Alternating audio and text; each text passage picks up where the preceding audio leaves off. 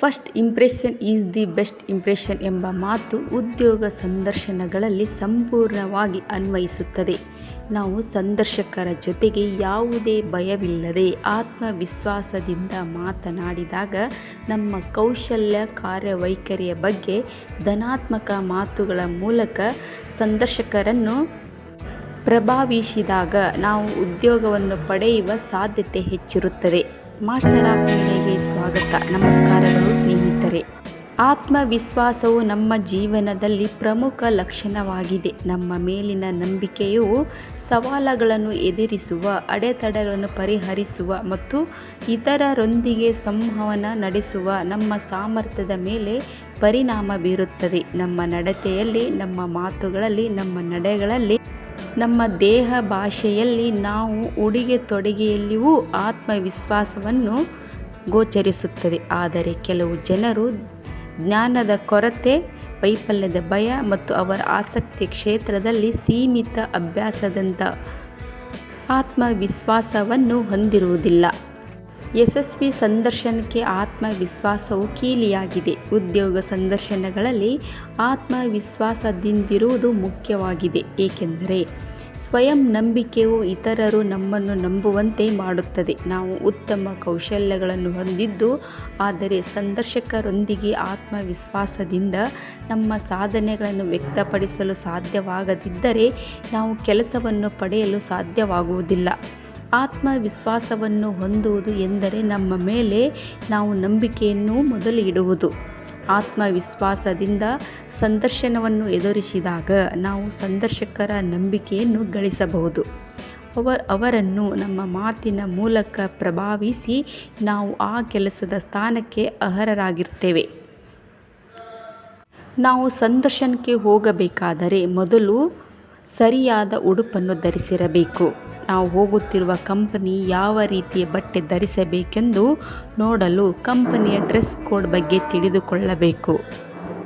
ಅಥವಾ ಕಂಪನಿಯ website ಪರಿಶೀಲಿಸಿಕೊಂಡು formal ಉಡುಗೆಗಳನ್ನು ತೊಟ್ಟುಕೊಂಡು ಹೋಗಬೇಕು. ನಾವು ಸಂದರ್ಶನಗಳಲ್ಲಿ ಉದ್ವೇಗಕ್ಕೆ ಒಳಗಾಗುವ ಉದ್ಯೋಗಿಕಾಂಕ್ಷಿಯಾಗಿದ್ದರೆ ನಿಧಾನವಾಗಿ, ಆಳವಾಗಿ ಉಸಿರಾಟವನ್ನು ಅಭ್ಯಾಸ ಮಾಡುವುದರಿಂದ ನಮ್ಮನ್ನು ನಾವು ಕೇಂದ್ರೀಕರಿಸಲು ಮತ್ತು ಹೆಚ್ಚು ಸ್ಪಷ್ಟವಾಗಿ ಯೋಚಿಸಲು ಇದು ಸಹಾಯ ಮಾಡುತ್ತದೆ. ನಮ್ಮ ದೇಹವು ಒತ್ತಡಕ್ಕೆ ಒಳಗಾದಾಗ ರಕ್ತವು ಮೆದುಳಿನಿಂದ ಸ್ನಾಯುವಿಗೆ ಹರಿಯುತ್ತದೆ ಮತ್ತು ಮೆದುಳಿನ ರಕ್ತದ ಕೊರತೆಯು ಅರಿವಿನ ಕಾರ್ಯಗಳ ಮೇಲೆ ಪರಿಣಾಮ ಬೀರುತ್ತದೆ. ಆದ್ದರಿಂದ ಸಂದರ್ಶನದ ಒತ್ತಡದ ಸಂದರ್ಭದಲ್ಲಿ ನಿಧಾನವಾಗಿ ಮತ್ತು ಆಳವಾದ ಉಸಿರಾಟವನ್ನು ತೆಗೆದುಕೊಳ್ಳುವ ಮೂಲಕ ಶಾಂತ ಮತ್ತು ಸ್ಪಷ್ಟವಾದ ಮನಸ್ಸಿನ ಸ್ಥಿತಿಯನ್ನು ನೋಡಬಹುದು. ನಾವು ಸಂದರ್ಶನಕ್ಕೆ ಹೋಗುತ್ತೀವಿ ಅಂದರೆ ಸಂದರ್ಶನದಲ್ಲಿ ಕೇಳುವ ಪ್ರಶ್ನೆಗೆ ಮೊದಲೇ ತಯಾರಾಗಿರಬೇಕು. ಸಂದರ್ಶನದಲ್ಲಿ ಕೇಳುವ ಸಾಮಾನ್ಯ ಪ್ರಶ್ನೆಗಳಿಗೆ ಪೂರ್ವಭಾವಿಯಾಗಿ ಉತ್ತರಗಳನ್ನು ಸಿದ್ಧಪಡಿಸುವುದು ಸಂದರ್ಶನದಲ್ಲಿ ಹೆಚ್ಚು ಆತ್ಮವಿಶ್ವಾಸವನ್ನು ಅನುಭವಿಸಲು ನಮಗೆ ಸಹಾಯ ಮಾಡುತ್ತದೆ. ನಮ್ಮ ಸ್ನೇಹಿತರು ಅಥವಾ ಕುಟುಂಬ ಸದಸ್ಯರ ಜೊತೆ ವಿಡಿಯೋ ಕಾನ್ಫರೆನ್ಸ್ ಅಥವಾ ಮುಖಾಮುಖಿ ಕುಳಿತುಕೊಂಡು ಸಂದರ್ಶನದಲ್ಲಿ ಕೇಳಬಹುದಾದ ಪ್ರಶ್ನೆಗಳಿಗೆ ಅವರ ಮುಂದೆ ಕುಳಿತು ಉತ್ತರಿಸಿದರೆ ನಮ್ಮಲ್ಲಿ ಆತ್ಮವಿಶ್ವಾಸವನ್ನು ಹೆಚ್ಚಿಸುತ್ತದೆ. ಯಾವುದೇ ರೀತಿಯ ಚಡಪಡಿಕೆ ಇಲ್ಲದೆ ಗಂಭೀರತೆಯಿಂದ ಇರಬೇಕು.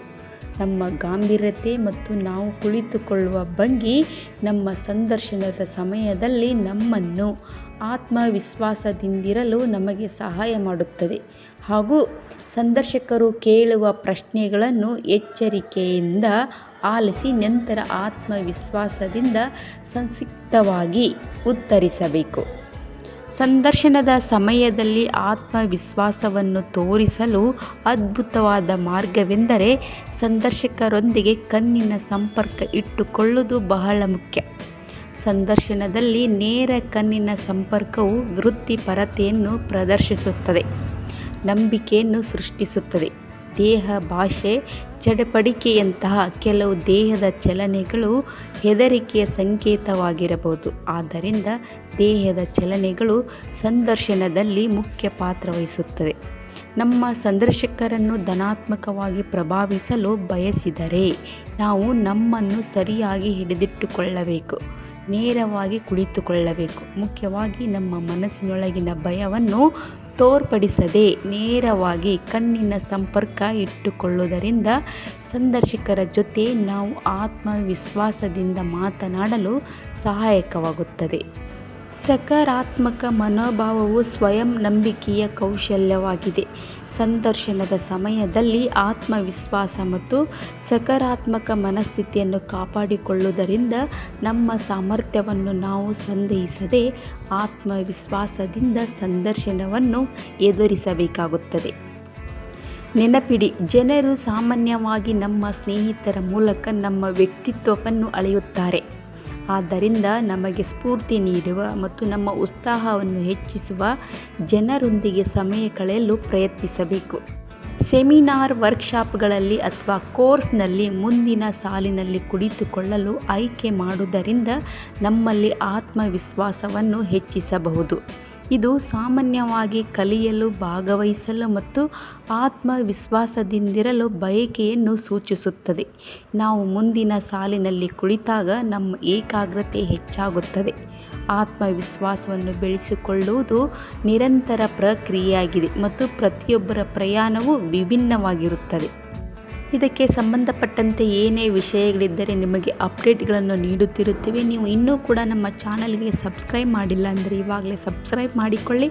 ಪಕ್ಕದಲ್ಲಿರೋ ಬೆಲ್ ಐಕನ್ ಪ್ರೆಸ್ ಮಾಡಿ. ಮತ್ತೆ ಭೇಟಿಯಾಗೋಣ. ನಮಸ್ತೆ. ಜೈ ಕರ್ನಾಟಕ ಮಾತೆ.